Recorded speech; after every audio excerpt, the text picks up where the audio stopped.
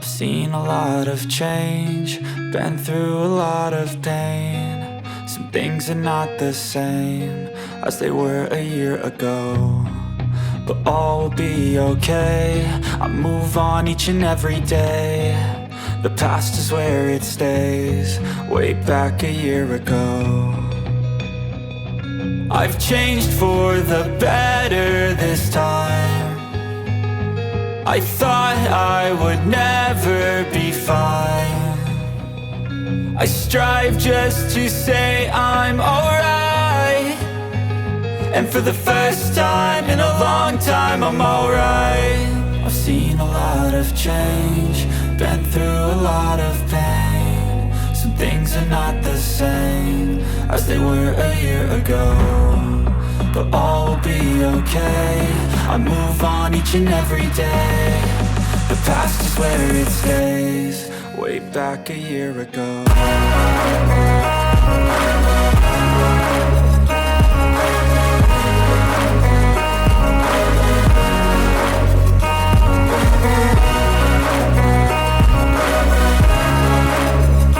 Matériel nécessaire pour cette pose: une scie sauteuse, un cutter, une équerre, un mètre, un kit de genouillère, un marqueur, un marteau, un kit pour poser le parquet constitué d'un crochet métallique comme ceci et des petites cales en plastique.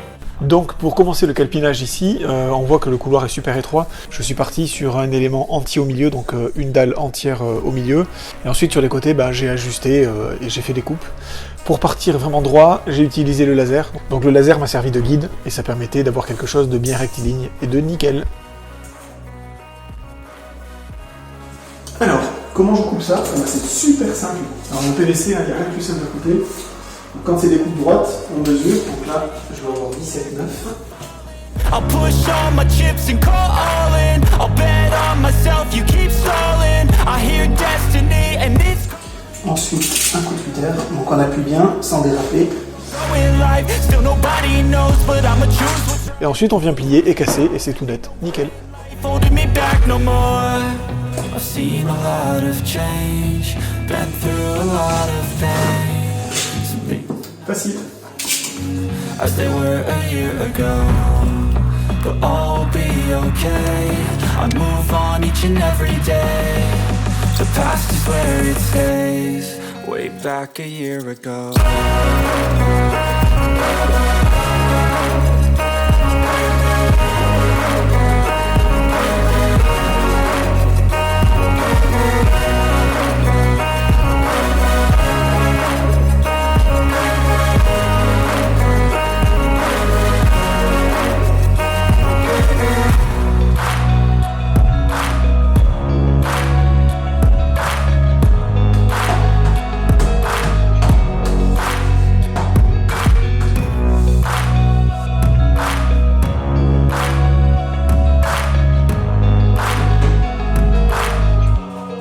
Way back a year ago.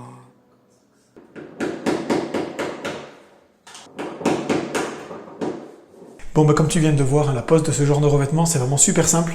Il n'y a rien de compliqué. Ça se pose comme un parquet flottant en fait, sauf que c'est plus simple, puisque les coupes, on les fait au cutter. Donc pour faire une coupe, comme je te l'ai montré, on fait un trait au cutter. C'est pas la peine d'appuyer comme un malade, il faut juste marquer le plastique. Et ensuite on casse et ça vient se casser là où on a fait le trait de cutter. C'est vraiment super bien. Voilà, ça va relativement vite. Comme tu l'as vu, j'ai mis mon laser. Le laser, il me sert de guide, parce qu'au milieu, j'ai mis une dalle entière, et après les coupes sur les côtés. Comme ça fait plus joli. Quand on arrive, on voit que la dalle est entière. Le calpinage, c'est une petite étape qui prend un petit peu de temps.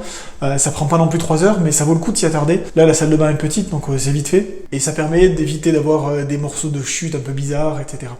Donc voilà. Allez, on continue. Je te mets la suite en accéléré avec un peu de musique.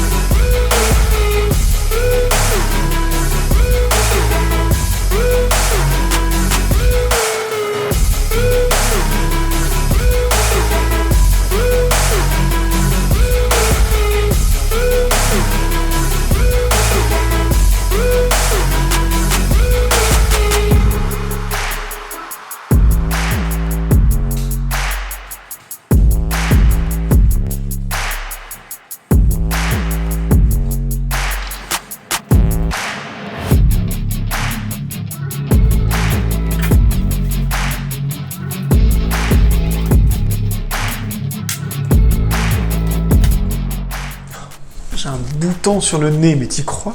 Bon allez, tu vas dire que t'as rien vu. Donc voilà, la salle de bain derrière moi est quasiment terminée, le sol est fait, il reste juste les plinthes à poser. Donc pour les plinthes, j'ai une contrainte, c'est que j'ai vraiment très peu d'espace ici, entre la porte et le mur. J'ai pas l'épaisseur requise pour une plinthe normale, donc une plinthe classique ça fait à peu près entre 8 et 15 mm d'épaisseur. Et là ça passe pas, je dois avoir 4 ou 5 mm, donc c'est pas assez. Peut-être un peu plus, peut-être 6, je sais pas.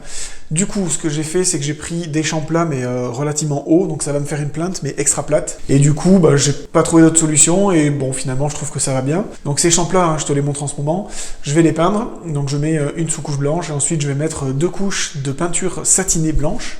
Et ensuite, je viendrai les coller, donc je les collerai soit avec de la néoprène, ou soit avec de la colle polymère. Ensuite, ce qui me reste, c'est des toutes petites finitions, je vais te montrer ça, donc c'est des petits joints, des choses comme ça, donc les joints autour du receveur de douche, au niveau du carrelage en haut, à la jonction entre le carrelage et le plafond, donc je vais faire les joints, et puis à tous les endroits où il faut jointer. Voilà, donc je te montre ça tout de suite, on y va.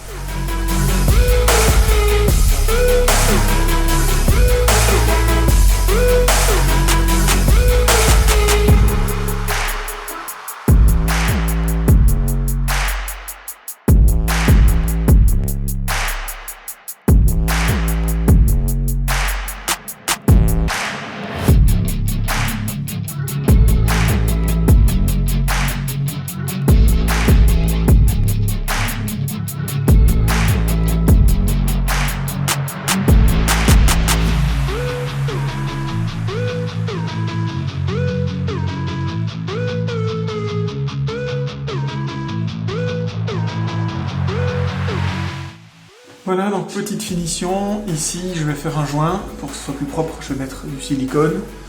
Voilà, j'aurais pu mettre de l'acrylique aussi, mais du silicone j'aurais pas besoin de le peindre, donc c'est nickel. Donc j'ai mis un scotch ici, un scotch là, et je vais faire mon joint. J'ai fait la même chose ici, un petit scotch, je vais faire le joint en silicone. Bon, je pourrais pas forcément le filmer parce que je pourrais pas bien placer la caméra. Ici je vais passer l'aspirateur, je vais tout nettoyer, j'ai déjà préparé le seau et l'éponge. Donc aspi, je nettoie et ensuite je fais le joint. Et voilà.